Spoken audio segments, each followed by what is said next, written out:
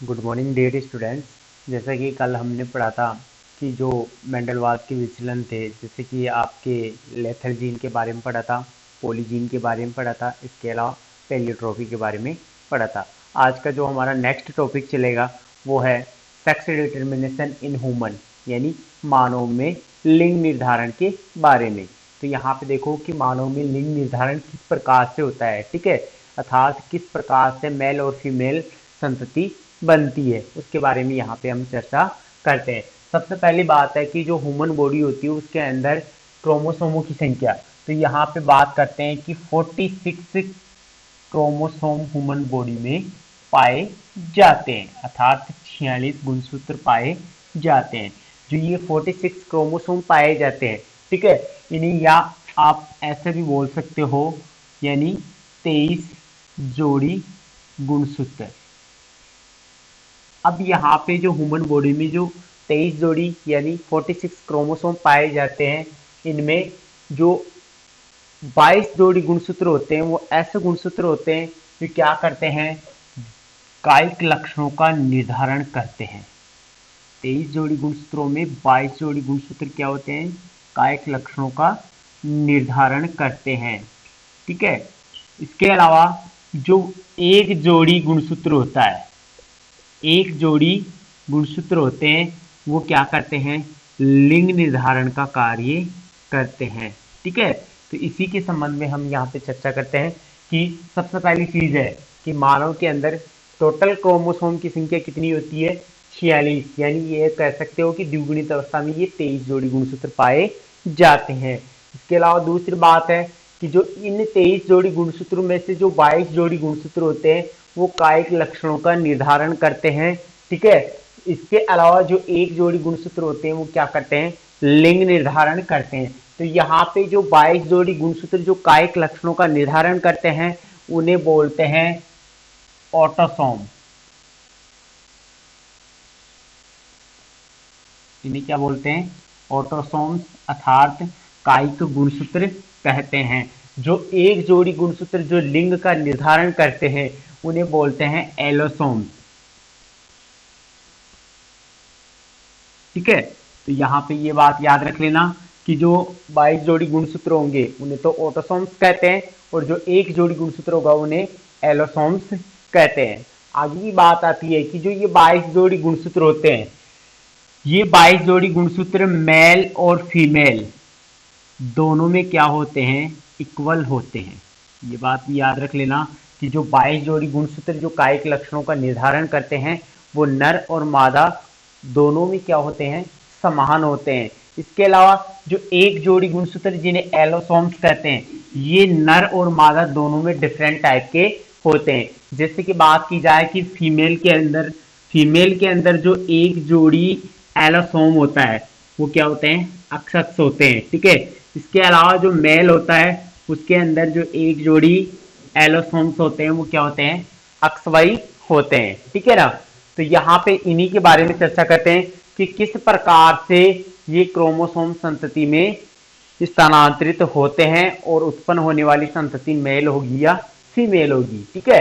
अब आगे की बात आती है कि यहाँ पे जो एक जोड़ी लिंग सूत्र जो फीमेल होती है, मादा होती है, उसके अंदर क्या होते हैं, होमोजाइगस अवस्था में, लेकिन यहाँ पे मेल होता है उसके अंदर हेटेरोजाइगस यानी विषम युग्मजीय अवस्था में पाए जाते हैं।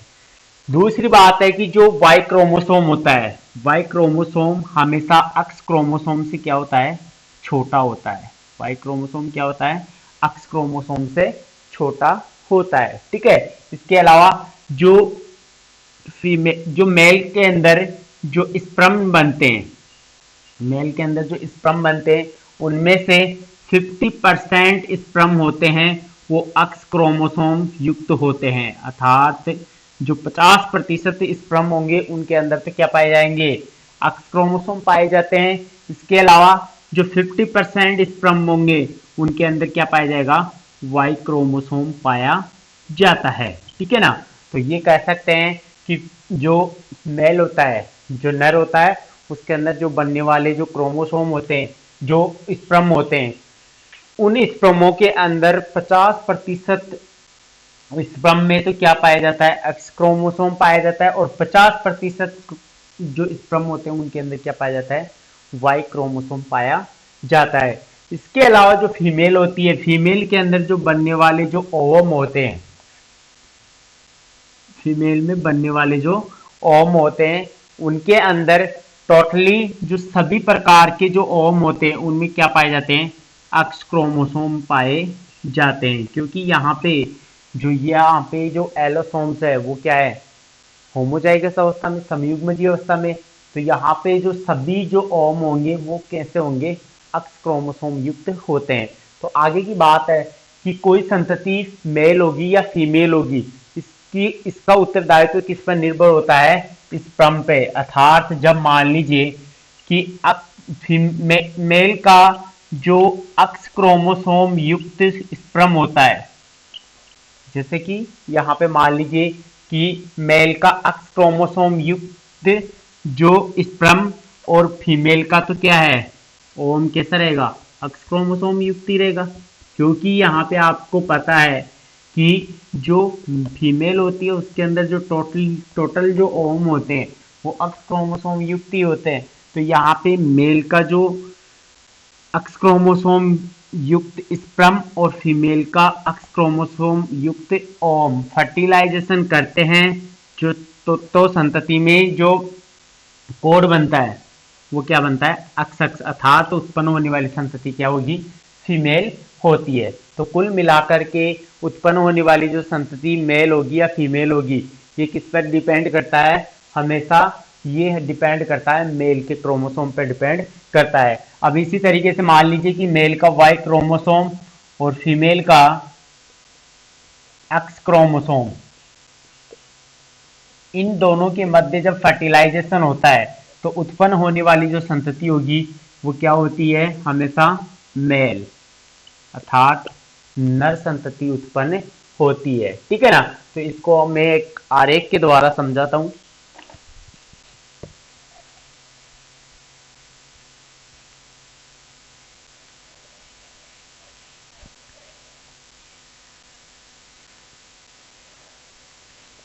तो यहाँ पे हमने बात की थी कि जो मेल होता है उसके क्रोमोसोम के बारे में।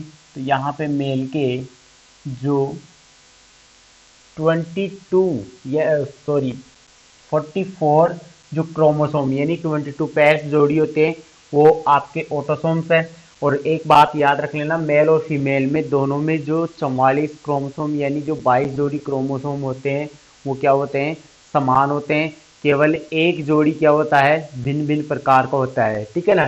तो यहाँ पे मेल के अंदर देखो 44 प्लस एक्स वाई, फीमेल इसके अंदर देखो 44 प्लस एक्स एक्स। अब इन दोनों के मध्य जब फर्टिलाइजेशन, तो फर्टिलाइजेशन से पहले सबसे पहले गेमेट फॉर्मेशन होगा।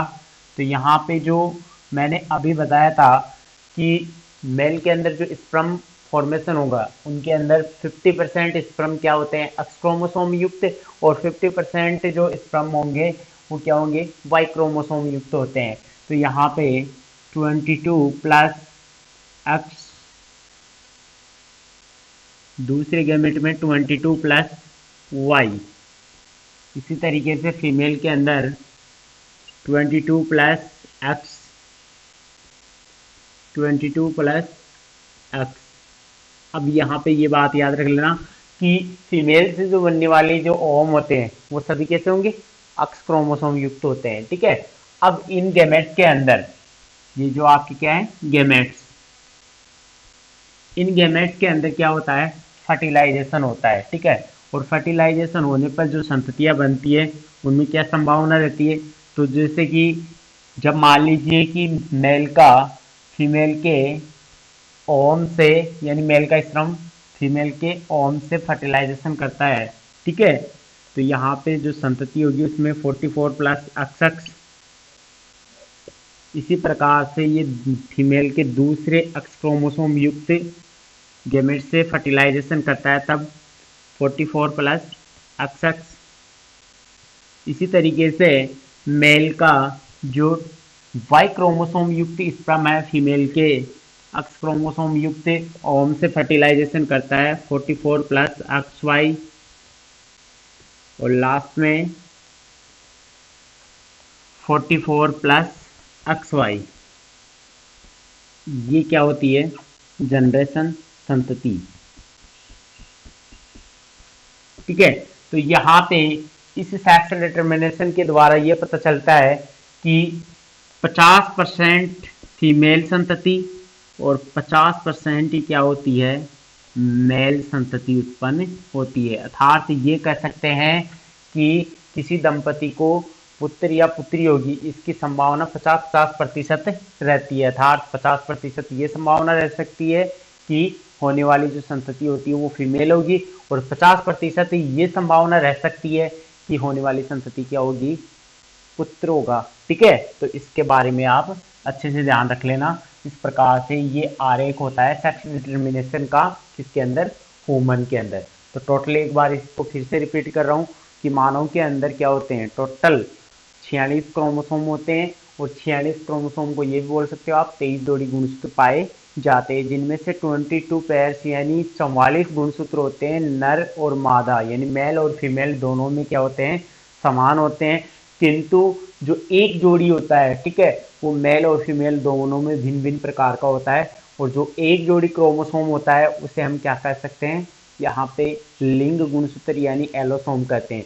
दूसरी बात की थी कि जो वाई क्रोमोसोम होता है वो हमेशा क्या होता है? एक्स क्रोमोसोम से छोटा होता है। ठीक है, अब यहाँ पे मेल के अंदर क्या होता है? एक जोड़ी क्रोमोसोम हेटेरोजाइगस, यानी यहाँ पे विषम युग्मजी एक्स वाई होता है, और फीमेल के अंदर क्या होता है? एक जोड़ी जो एलोसोम होता है वो एक्स होमोजाइगस होता है। ठीक है, तो इस तरीके से सेक्स डिटर्मिनेशन की क्रिया होगी उसमें ये संभावना रहती है कि उत्पन्न होने वाली संतति 50% फीमेल और 50% मेल होती है। तो ये तो बात हो गई आपके ह्यूमन के अंदर सेक्स डिटर्मिनेशन के बारे में। इससे आगे बात करते हैं कि अपनी प्रकृति में जैसे कि अन्य जीव भी होते हैं, ठीक है, उनके अंदर सेक्स डिटर्मिनेशन किस प्रकार से होता है। जैसे कि बात की जाए आपके बर्ड्स की, पक्षियों की बात की जाए, तो पक्षियों के अंदर भी सेक्स डिटर्मिनेशन की क्रिया होती है। उनके अंदर भी क्या होता है कि उनके अंदर भी एक जोड़ी एलोसोम यानी लिंग गुणसूत्र पाया जाता है,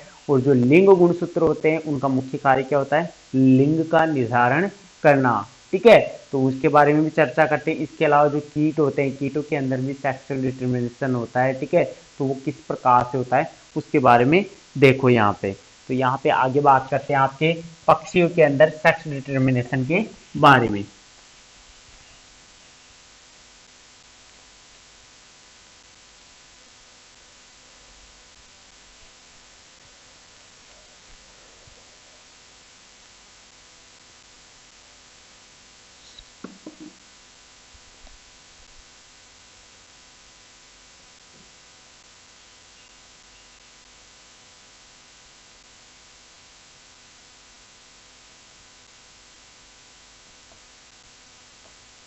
अगला टॉपिक चलता है अपना पक्षियों में लिंग निर्धारण के बारे में। अब यहाँ पे याद रख लेना कि जो विषम युग्मजी लिंग गुणसूत्र होते हैं वो आपके किस में पाए जाते हैं? नर में पाए जाते हैं। अभी ह्यूमन सेक्स डिटर्मिनेशन में ये पढ़ा था कि जो विषम युग्मजी जो लिंग गुणसूत्र होते हैं वो किस में पाए जाते हैं? नर में पाए जाते हैं। लेकिन यहाँ पे उसके जस्ट विपरीत रहेगा। यहाँ पे जो मेल होता है, ठीक है, मेल के अंदर जो एक जोड़ी जो लिंग गुणसूत्र होता है वो क्या होता है? होमोजाइगस होता है, अर्थात समयुग्मजी पाया जाता है। पक्षी के अंदर लिंग निर्धारण की क्रिया की बात की जाए तो यहाँ पे जो मेल होगा, मेल के अंदर जो एक जोड़ी जो लिंग गुणसूत्र पाया जाता है वो कैसा होता है? यहाँ पे होमोजाइगस प्रकार का होता है। इसके अलावा यहाँ पे जो फीमेल होता है, ठीक है, जो फीमेल बर्ड होता है, ठीक है, उसके अंदर एक जोड़ी जो लिंग गुणसूत्र होता है वो क्या होता है? हेटेरोजाइगस यानी विषम युग्मजी होता है। तो यहाँ पे देखो कि यहाँ पे जो उत्पन्न होने वाली जो संतति मेल है या मेल होगी या फीमेल होगी, इसका पूरा उत्तरदायित्व किस पर रहता है? इसका पूरा दायित्व किस पर रहता है?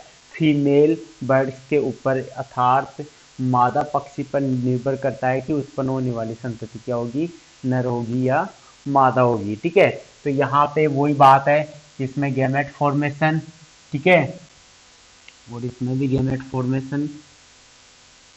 अब दोनों जनकों में जब गैमेट फॉर्मेशन हो जाता है तब क्रॉस होता है, तो जो पहली संतति होगी उसके अंदर फीमेल, दूसरी संतति में मेल, सॉरी यहाँ पे मेल, दूसरी में फीमेल, फिर मेल और फीमेल।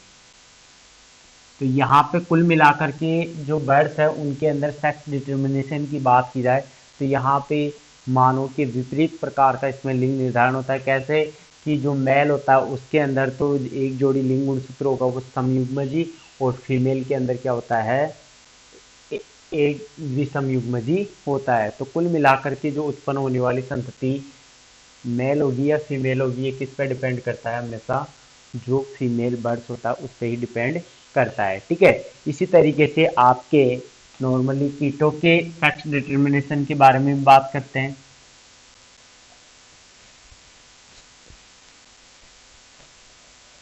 तो यहाँ पे बात करते हैं जो कीट होते हैं, कीटों के अंदर देखो, कीटों के अंदर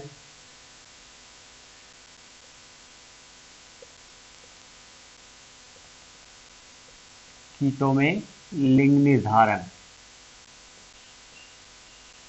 अब यहाँ पे बात करते हैं जो कीट होते हैं, कीटों के अंदर देखो क्या होता है कि X0 प्रकार का लिंग निर्धारण पाया जाता है। यहाँ पे जो कीटों में जो मेल फीमेल होता है, ठीक है, जो फीमेल कीट होते हैं उनके अंदर तो जो लिंग गुणसूत्र होता है वो होमोजाइगस होता है, जबकि जो मेल होता है, मेल के अंदर जो लिंग गुणसूत्र होता है वो केवल एक ही गुणसूत्र पाया जाता है। ये बात याद रख लेना कि कीटों में क्या होता है कि जो फीमेल कीट होता है उसके अंदर तो जो लिंग गुणसूत्र होता है वो वन पेयर होता है, ठीक है, वो होमोजाइगस होगा, लेकिन जो मेल होगा उसके अंदर केवल एक ही लिंग गुणसूत्र पाया जाता है। ठीक है, तो इसमें किस प्रकार से इसको आरेख द्वारा समझो, तो यहाँ पे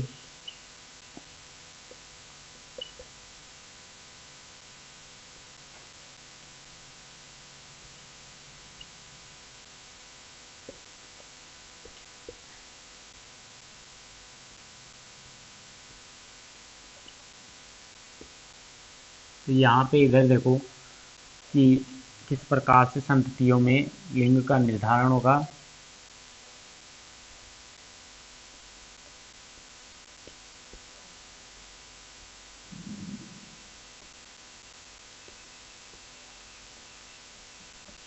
तो यहाँ पे फीमेल कीट के अंदर तो क्या है समयुग्मजी, और मेल के अंदर क्या है विषम युग्मजी, सॉरी विषम युग्मजी क्या है, विषम युग्मजी क्या कि यहाँ पे तो केवल एक ही क्या पाया जाता है, लिंग क्रोमोसोम पाया जाता है। ठीक है, तो यहाँ पे जिसमें एक लिंग क्रोमोसोम, जिस संतति में एक ही लिंग क्रोमोसोम उपस्थित होगा वो आपकी कौन सी संतति रहेगी, मेल रहेगी।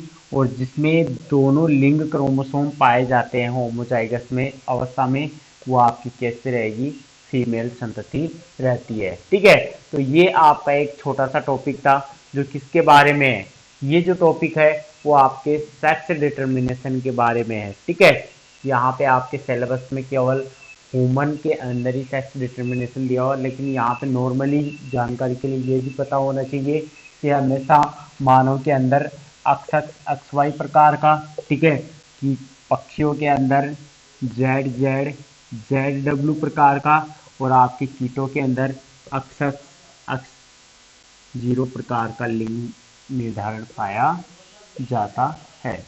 ठीक है, तो ये टॉपिक यहाँ पे क्लियर होता है। इसके आगे जो अगला टॉपिक चलेगा हमारा जो आपके जेनेटिक्स डिसऑर्डर है, ठीक है, क्रोमोसोमल डिजीज है, उनके बारे में हम आगे पढ़ेंगे। ठीक है, तो यहाँ तक किसी को भी कोई बात की किसी टॉपिक में कोई प्रॉब्लम हो तो आप कमेंट बॉक्स में कमेंट करके अपनी प्रॉब्लम शेयर कर सकते हो।